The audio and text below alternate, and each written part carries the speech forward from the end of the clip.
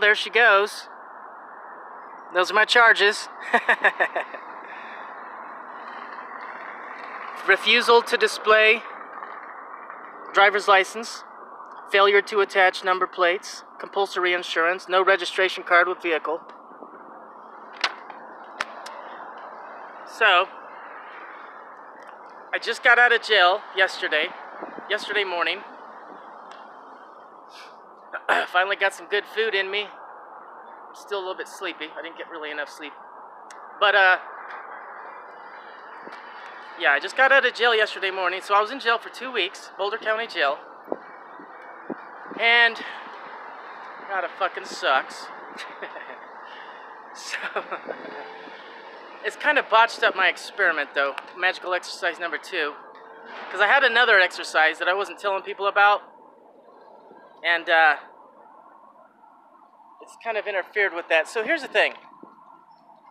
Okay. Magical exercise number... Oh, shit. Spilled my coffee. Magical exercise number 2 was basically to see if a person can travel from point A to point B without without having to identify oneself, or to without being marauded or raided by any parties, corporations, peoples, outfits, and whatnot. Okay, that was the point of the experiment. Exercise number 2, okay? Magical exercise number 2 was to see, is it possible to travel from point A to point B in whatever conveyance you choose without being asked for ID, without identifying yourself, and without also paying money to people, without giving away any money. Okay, that was the point of the experiment. And the reason why this is important to me is because it was important to the forefathers. So I was testing the system. Okay, so our forefathers, and again, Benjamin Franklin, Thomas Jefferson, John Adams, George Washington. I always forget there's a 5th one. I feel like I'm missing one lately, but it was so obvious and self-evident that one should be able to travel from point A to point B without being intersected or harassed or pulled over by anybody, okay? It was so obvious and self-evident that should be one of our rights that they didn't even include it in the original Constitution. They had to amend it later. That was put in there in the amendments, okay? That's how obvious it was, okay? Of course, I should be able to get on my horse or my stagecoach or my wagon and go from point A to point B without someone else's horse pulling me over and saying, hey, who are you? We want to know who you are. That's how obvious it was. It wasn't even put in the original constitutional rights. So, and the reason why that was important, and the reason why it was so self-evident, is because in this planet, if you study history,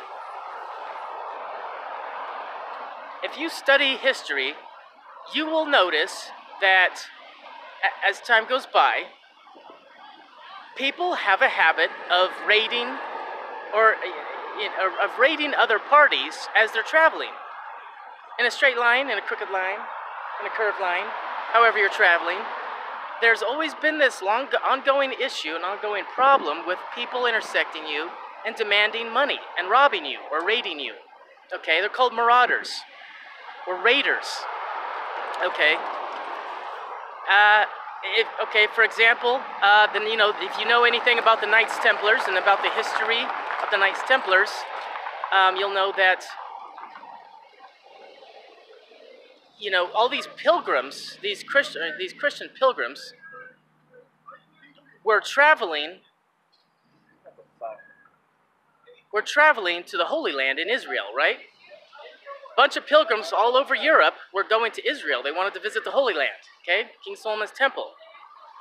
As they were traveling, they were being raided by parties. Parties would know their routes. They know exactly which routes they took, so they decided to raid them. They took all their money. Some were killed, women were raped. That's how the Knights Templars came into being. A bunch of knights got together and said, dude, fuck this. No, you know, they have a right to go up there and visit the Holy Land. So these knights got together and started these protection parties. Okay? So that's why, and there's other examples too. That's just Europe. I mean, there's all kinds of examples of people being marauded. Oh, you know, Somali pirates. If you remember, like 5 or 10 years ago, the Somali pirates, you know, sea pirates, you know, they would pull up next to your ship and they would board your ship. You know? And they again, rape, kill, take your money. Okay? This is an ongoing issue in this planet.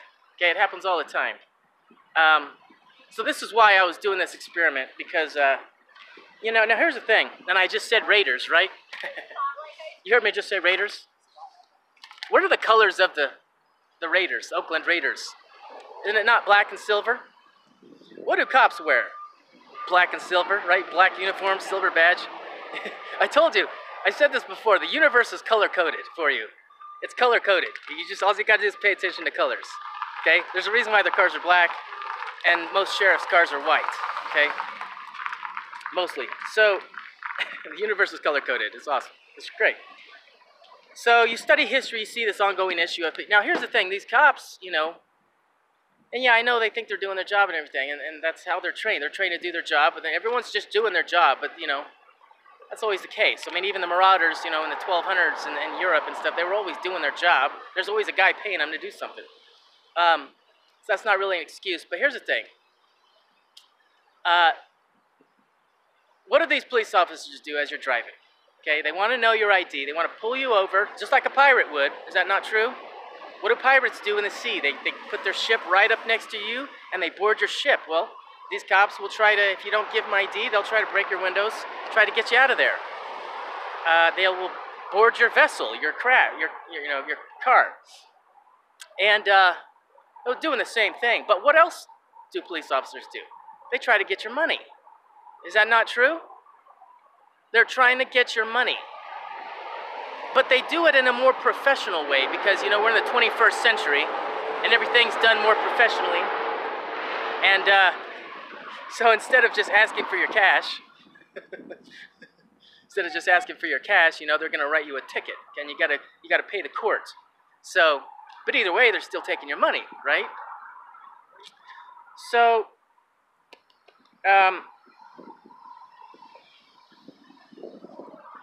you know, so I kind of got, this experiment kind of got botched up because I was doing another exercise. Originally, I was going to see if I could just travel without any identifying information about me and not have to give up any money, just going from point A to point B. That was the thing. But I had another experiment going on. I picked up a small felony. It's like an F6 felony. It's not really a big deal. Matter of fact, they already dropped it. But they had got me on that. They knew where I lived or where I was staying, and my doors were unlocked. I wasn't prepared, so they pulled me out of my car, arrested me, took me to jail on a whole different, unrelated thing that I'm not really talking about. But you've seen the charges. They stacked those on top of them. I think from my last video, because Boulder's a small town. Everyone knows, you know. Everyone knows anything. It's a small town. You know how small towns are. They recognize my car. So I just went to jail. I got out of jail. I've been there for 2 weeks. Yuck. And I was, on the way in, you know, I was doing another experiment, of course, because I'm testing the system. I'm testing the network.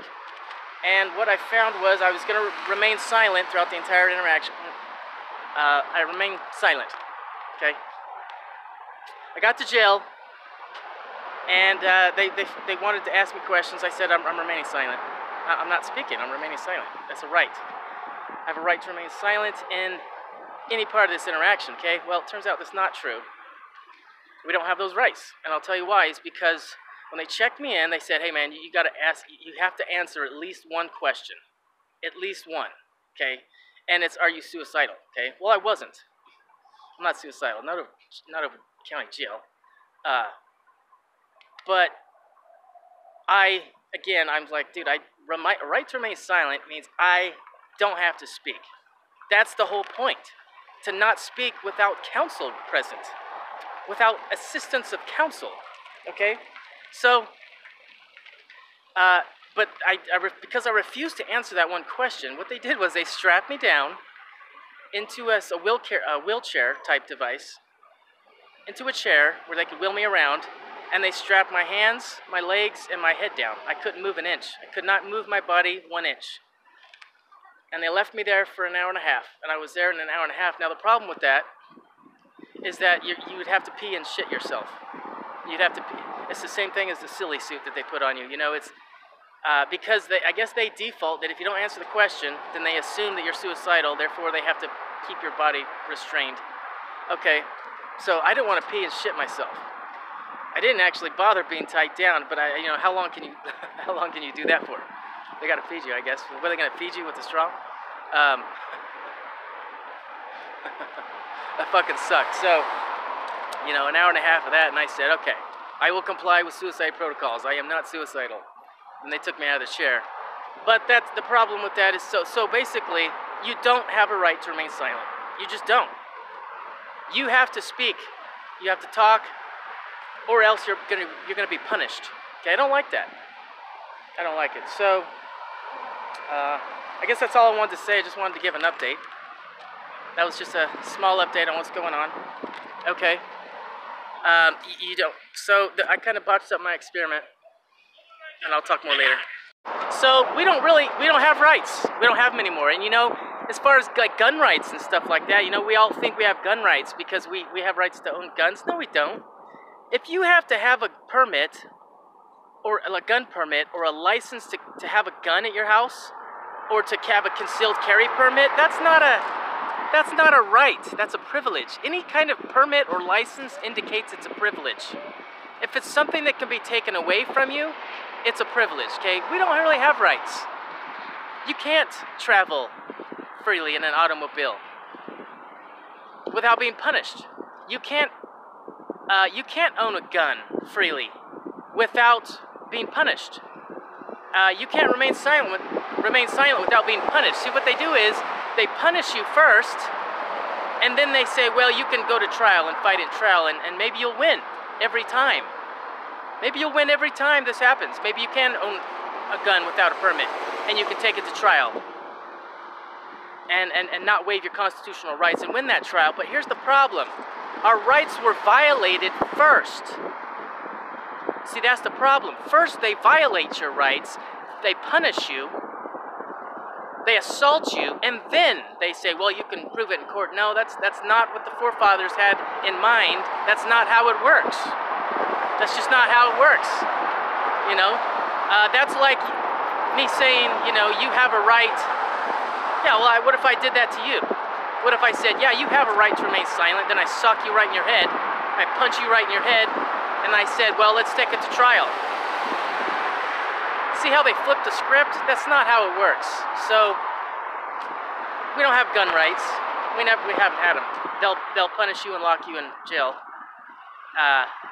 And then you sit there unless you come up with the right amount of money. It's always a money thing. That's how you get out of jail is money. They want your money.